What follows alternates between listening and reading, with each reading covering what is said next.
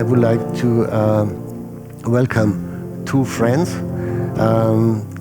George Kohlrieser, we mentioned your name several times yesterday. Professor Kohlrieser is the mastermind in negotiations.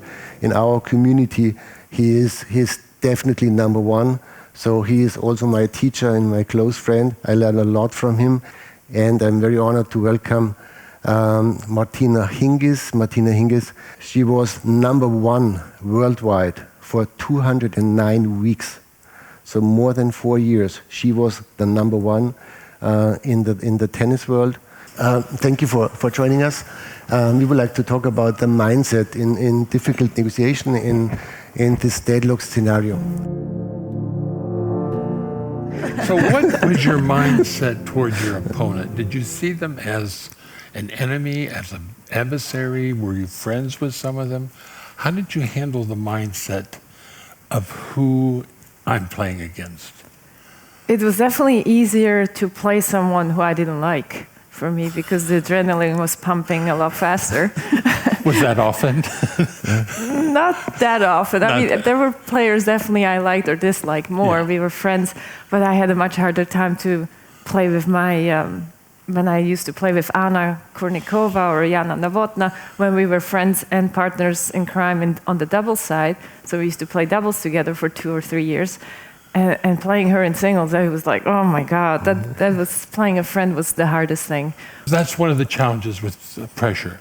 Right. Do I focus on my internal dialogue or do I focus on the external? Well, like I said, we already prepared in practice against every, if you want to call him enemy, the opponent. So I went into the match with a strategy.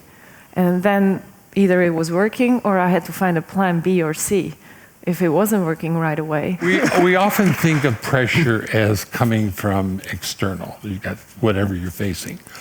But there's also the internal pressure, how you think, how you feel, the whole state you're in. And then there's the history. How did your mother influence your tennis playing over the years? Because she had very high expectations. And was there pressure from her, and how did you deal with that? The pressure goes back to the question before, because she was always, I don't mind if you lose, but you give your best. I mean, if you play, she was rather happy if I played a good match and could have lost than playing a shitty match and win. So that was always this expectation from her. If you've done the best on the given day, it doesn't matter. The opponent might have been better, or you try next time, as long as you give your best. So that was such a powerful, positive message. Yes. Do your best. Yes. If you're doing your best, then let it go. You mentioned strategy, plan A, plan B, plan C. What is your plan A in a tennis game? How do you define your strategy? What do you do? Oh, plan A is like to put the ball into the white lines on the other side of the court. and first, maybe second would be like, okay, play the weaker side of the opponent if you can. How long do you need to analyze the weakness? How long do you need? 1 minute. So long, yeah. Are you a 3 minutes? I mean, I talked about the warm-up. So usually you already know your opponent. If you haven't played the opponent, then it takes me 3 minutes. We talk a lot about emotion and pressure, emotion and playing to win. And grief is a part of that emotion. As a tennis player, where have you seen in yourself or in others the grief reaction not be dealt with effectively, or that they're not able to overcome that? We all have disappointments. I think part of your success is resilience, to keep coming back. Roger Federer, always coming back.